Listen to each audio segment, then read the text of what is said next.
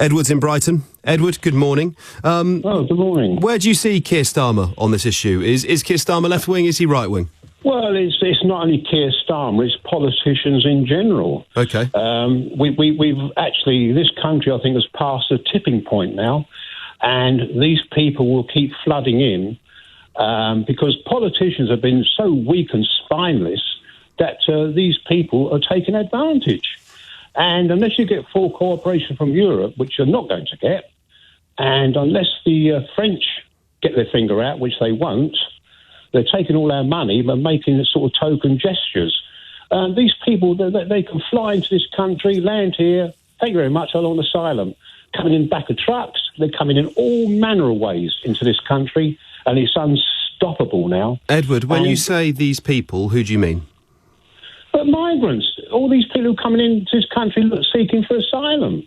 Okay, that's what I'm talking about. There's a difference, isn't there? Because an asylum seeker is different from a regular migrant. An asylum seeker is someone who's fleeing war and famine and looking to claim safety.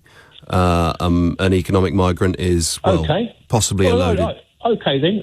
A Border Force chap was on TV a couple of days ago who said they're actually stopping people now because they want to fly out to countries they've been fleeing from to go on holiday over the Christmas period. That was... How about that? Edward, wonderful stuff, eh? You're referring to an LBC exclusive, actually. It was... well, whatever it was. Well, it's not whatever it was. It's an important distinction. That was our political editor in conversation with the head of the Border Force. This country has got the sixth biggest economy in the world. Yep. And we're an absolute embarrassment. We're a laughing stock because the politicians, all they've indulged in is a dereliction of duty to the British people. What part of having the sixth largest economy in the world makes us a laughing stock? Is that not something to be proud of? Am I missing something? It's because we can't protect the people of this country and we can't protect our borders. What do we need protecting from? It's absolutely ridiculous. What do we need protecting from? The last proper leader this country had was Margaret Thatcher. Right. That was a woman with a spine. And when the Argentines invaded Falklands, she sent the military down to sort it out. These people coming across the channel would be a walk in the park for somebody like Thatcher because she'd have them picked up and take them straight back. To hell with the French. What would you like her to do? Or I suppose you spend quite a lot of time thinking about how she would deal with it. No, it's too late. The moment has gone. What's happening in this country is sleepwalking into a Muslim country in about the next 80, 90 years. It's going to be... I'm telling you, did you not see the Channel 4 programme a couple of years ago? I don't know which one. What are you talking about? Well, it was on late at night. It was on Channel 4, and they were interviewing young Muslim men in the Midlands. Right. And they stood there and they said in front of the camera, this is going to be a Muslim country and the black flag will fly over Downing Street. And this other guy stepped forward and said, our sole aim is to outbreed the British and we will take this country. Edward, and that's what he said. This is the great replacement theory. This is what you're bringing. Well, no, it's literally what it is. It was on national TV. No, I'm not talking about the TV programme. I mean, you can. I haven't seen it, so I can't comment on it. No, I'm sorry. I'm sure it's there. I'm sure it's real. I'm not a figment of your imagination. Ollie, yeah, go on. I remember this country when it was a beautiful country. Right. And what these politicians have done... And why is it not now? Why isn't it beautiful? No, answer the question. Why isn't it beautiful now? They've turned it into a toilet. They've turned this country into a toilet because they're so spineless and gutless. Sorry, just to get this absolutely clear. They're a bunch of weak-kneed Nellies, Ollie. Edward, just to get this completely clear, Edward, your contention is that this country is no longer beautiful because there are now Muslims here. Is that what you're saying? All the stabbings we've got in this country, all the drugs, the police have lost control of the streets. These are all disparate issues, aren't they? This country is a toilet. These are all slightly disconnected things, aren't they? I mean, no, not really. They are. There's plenty of people. It's an amalgam of what. It's an amalgam, Ollie, of what this is. It's an amalgam of what the politicians who are so useless, weak-kneed, spineless Nellies have done to our country. Right, and what do migrants have to do with those things? Well, the migrants have to do with it. What the hell are they coming here for? They're gravitating towards this country. You said there's been a sort of crime of stabbings, a wave of stabbings. So can you explain to me how the well documented and extensive examples of white working class violence in Glasgow, the gang wars that happened in Glasgow. Can you explain to me what they have to do with migration? Well, Albanians, for a start off, they came here. No, Edward. It's the knife crime, the serious youth violence of Glasgow does not have anything to do with Albanians. I'm not worried about it. I'm not worried about it. What I'm talking about is the way this country we've got it. Okay, so if it's white people stabbing each other, we're fine. Okay, it's all above board. It's legit. White people. I did. I'm trying to talk to you about it. I'm trying to get you to engage with the fact that it's not just people of different ethnic backgrounds who stab each other.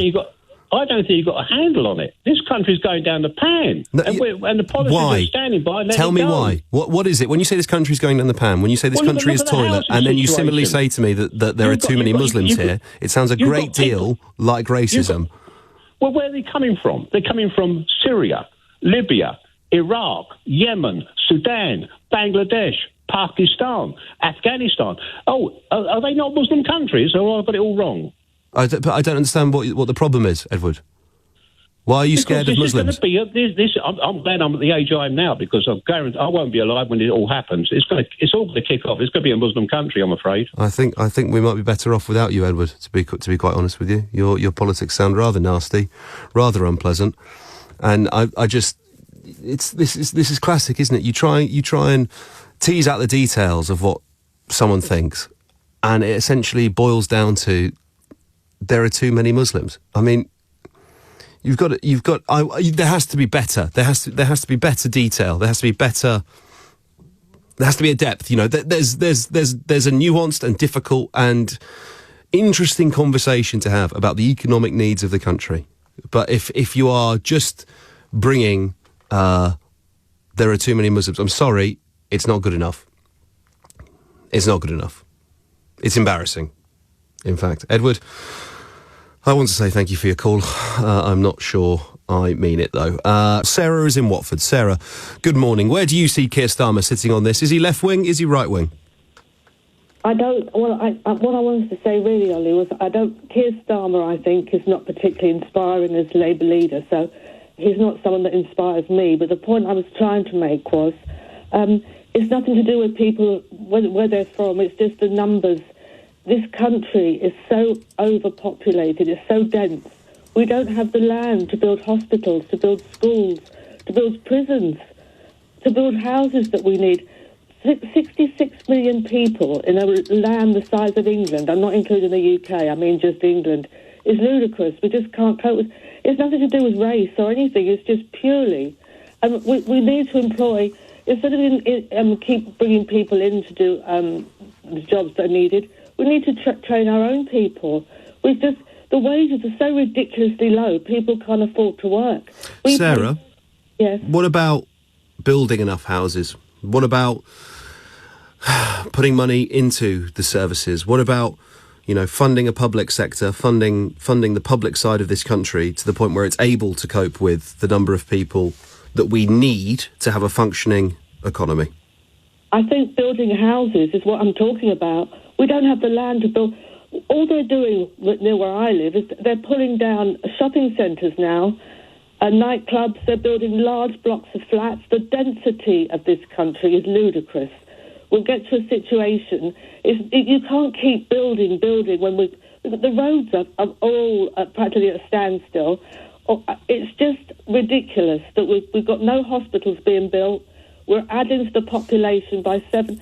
I don't mean illegal. I don't mean the boat people or people.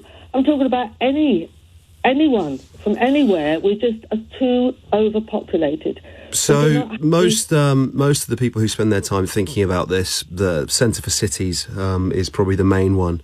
They believe in a sort of gentle density in and around cities. So, for example, in a way that a city like Paris or Barcelona, they sort of have 5-6-story buildings from the centre out, whereas in London, as an example, but most British cities, we focus on. We have these huge high rises right in the centre, and then very flat. We go sprawling, huge suburbs, and that actually, if you had a higher density but still gentle density in the sort of the urban centres, and then proliferated further out into the brownfield sites that surround cities, you would then be able to you'd be able to build plenty of houses, and more than enough houses. Actually, the Centre for Cities, who I'm thinking of, estimate that there's about a 4 million shortfall of house building over the last Parliament compared to our European neighbours, and that can be more than made up by building gently but denser within the urban centres, and then similarly expanding outwards. Well, if you want to take France as an example, France has 2.5 times the land of England. It's 2.5 times the size. And if you say, to make it as dense as we are at this moment in time, if you say 2.5 times our population in England, which is 66 billion, 2.5 times 66, I can't work it out exactly, it's a good 150. I mean, look, we are a quite densely populated place, right? But it's not. They're more than dense. But it's not. You could put 100 million people in France tomorrow, and not about 80 million in France tomorrow, and they would still have more land. I think you would notice it, though, wouldn't you? Because you'd be talking about essentially doubling the population of France. I think they would notice it. I'm just saying, you can't do it. I'm purely trying to, as a equation, I'm trying to talk to you about the land per head of population. So what is it exactly that you're saying we don't have enough of? Is it literal land? It's space, it's the land literal space. To build. Okay. The land to build, and to I mean, for example, when I tell you then, Sarah, that nearly half of the land in this country, the people who own it, can trace their ownership of it via their lineage back to the Norman conquest. When I tell you that less than 2% of the actual physical land itself is built on, and that the vast majority of land in this country, well over half, is still owned by a combination of the Crown, the Church, and then landowner estates, essentially the aristocracy, and that large swathes of it are basically open parkland. What do you make of that? You'd be happy for us to sort of seize that land from the king and build houses on it? I still can't get away from the ratio of land per population. I don't accept that that's all fine. I just think that's the fact. That's the fact of the matter, though, Sarah, isn't it? No, the fact of the matter. It is the fact of the matter. The fact of the matter is the population in relation to size of country. There is no. I mean, we've got children that are having their sports fields built on. We've got. That's a good one, actually. Did you know, Sarah, that within the M25, all of the acreage of the golf courses within the M25, the amount of land is comparable to a borough the size of Brent? Well, the point is, I don't particularly like the idea of golf courses, but the thing is, it's still open land. Yeah, you can still look and not see huge buildings. But we could and should. The human being needs to see grass. They need to see. Yep, they do. They need to. If you overpopulate even passive animals that are put too close together and too together, become aggressive. Yep. There's so much aggressiveness everywhere you go. It's aggressive. Parking. So how about we flatten out those golf courses then, and we spread out the population so that we can live in less dense. Well, you're going means. to be building houses and flats and things. You're not going to look at open land. There's so much wrong with this country. This government is the worst government in my lifetime, and I'm in my 70s. And I'm very frightened for this country. We don't just need service industry and the people to buy up houses to rent out, and so they can make plenty of money out of the rents. What we need is manufacturing people. We want people to be trained in engineering, in plumbing, all those sorts of things, and be well paid. We've got so much wrong with this country. We've got children with mental illness that will be an explosion soon. We have a Chancellor of the Exchequer that was when he was in the Health Secretary, wrote a book about privatisation of the health service. He also we need so many problems with rentals now.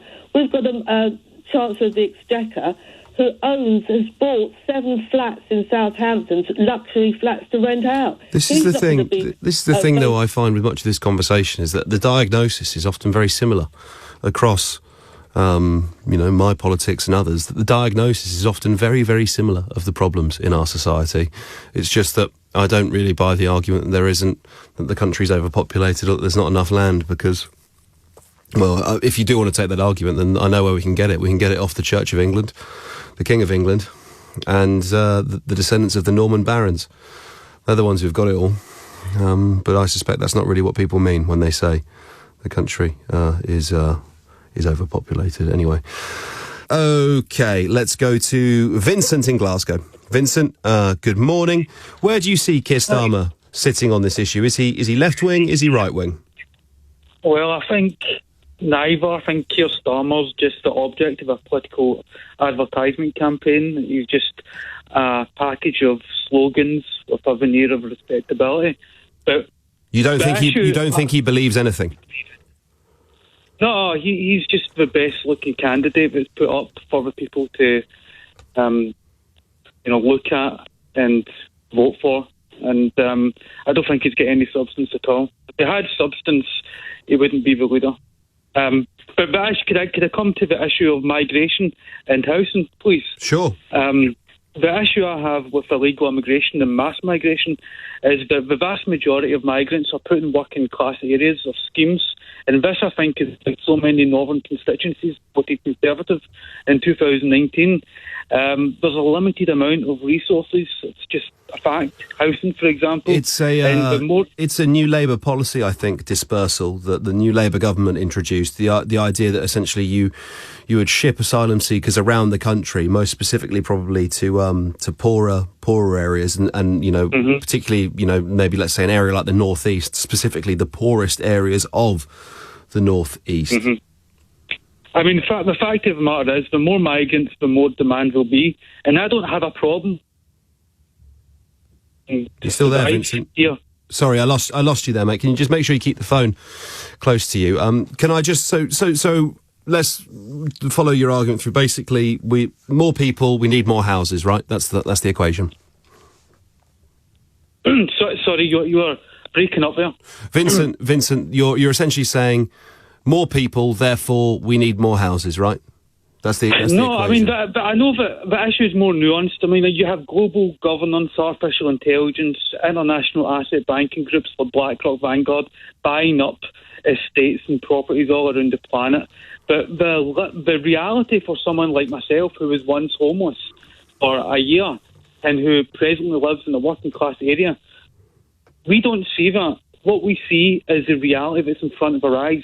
And that reality is that there is a limited housing stock, for example. And we see people from other countries in vast numbers getting that housing stock. And persons like myself had to wait months for somewhere to live. It doesn't seem fair. So why not build more houses? Well, that's a good idea, but that's no reason to flood the system with more migrants when we don't already have present stock. I think it's build the stock up and then accept more on, but right now the stock isn't there. And so what do you say to the guy who, I don't know, owns a pub and needs a kitchen porter? What do you say to the care home that's operating on 50% staff? You've got to wait until we've built more houses. You got to keep limping on. No, if there are people, I mean, I've got friends who are Portuguese and French. My Portuguese friend works with the elderly in a care home. And my French friend, she works with people who have dementia. Yep. They're carers. Yep. I've got no problem with these people coming in, contributing. However, I know so many people in my area who they are on benefits and they just sit doing their own thing. And look, I've got nothing wrong with people from other countries. I don't care if they're working or on benefits. My problem is there is a limited amount of housing. Asylum seekers aren't able to claim benefits. Well, they aren't asylum seekers then. Then they are migrants. They are economic migrants then who've settled in the country. I don't know their status. All I know is that they don't work, they don't integrate with the rest of the community, and there is an element of crime there. Like there's an element of crime in every single social group. It's sort of Schrodinger's immigrant, isn't it? It's the individual who's simultaneously claiming benefits but also taking jobs, taking housing. You can't just keep blaming these people for all of society's ills. They're often just as vulnerable as everyone else is, mate. Vincent in Glasgow, thank you for your call. Paul's in Cornwall. Paul, I'm not sure how to pronounce the place you're from. Is it Marazion? Marazion. Marazion. Paul, Merry Christmas to you. Good morning. What would you like to say? You seem to have a downer on golf courses. Would you build on all those? And then once you've built on those, would you go for the cricket pitches and the football pitches? And you say that the church and the crown owns all this land. Do you think that all this land is left redundant and just wild? Okay, so Paul, lots of the Crown's land is leased out on farms. I don't particularly like the fact that they own it, but Paul, it's not redundant and waiting to be built on. Can I come in? So the problem with the golf courses is that it's a minority interest. You know, we're talking less than 2% of the population play golf. So the amount of space it takes up, that's the argument, right? If you're going to talk about land use, is it an effective use of land for us to have all these golf courses when so few people play on it, and there's a need for housing? That's the argument there. When you get to football, and you get to a football pitch, which is a mass interest and a mass pursuit by lots of the people, the equation, the utilitarian equation of the sort of the good provided by it in return, you know, that's where the conversation gets to. But that's where I was talking about with golf. That was the illustrative point. You would ban golf, would you? You'd ban minority interests. I'm not saying I would ban minority interests. I'm saying if you want to make an argument that we're overpopulated, we don't have enough land, then, you know, let's start interrogating what the land in the country is actually used for. So why don't Labour have a policy then? Our policy will be that we will confiscate golf courses and build on them. I'd probably vote for it, to be honest with you. Would you? I would, yeah. I think that takes you a long way down to a sort of state that I don't want to live in. Okay, why? Because it's authoritarian. You're saying we don't approve of golf. Do you think modern Britain is authoritarian at all? You don't think the country we live in right now, that's passed excessive amounts of legislation to curb your right to protest, for example, that's not authoritarian? I think it's going in a direction I don't like very much, but it's another thing once you start stating this, we approve of this activity, but we disapprove of that. Tennis courts, I'd get rid of them. We could build a lot of houses. Look at Wimbledon, great big area in central London. We could build lots of houses on that. How many people play tennis? Yeah, a fair few, but the tennis court doesn't require as much space, does it, as a golf course? Have you looked at Wimbledon? It's a huge place. You could build lots of apartments on Wimbledon. Paul, I think you might be sort of deliberately missing the point of what the example. No, I'm not. It was just an analogous example. It wasn't a. You're theory. Saying that, and look at the Crown lands. Yeah. What about here in Cornwall? We have the Duchy of Cornwall. You do? They own loads of farms that are all leased out and rented out to people and run. That land isn't all sat fallow waiting to be built on. And presumably you're overjoyed at the fact that we take a huge amount of tax revenue from those estates. Oh, wait. We don't, do we? We take a huge amount of tax revenue from what? The King's estate isn't taxed, is it? I believe it is. No, it's not. I did find that thing about them. It's not. Okay, it's not. Thanks, Paul, for your insights. Great to have you on. Nice to have someone fight the corner of the humble golfer.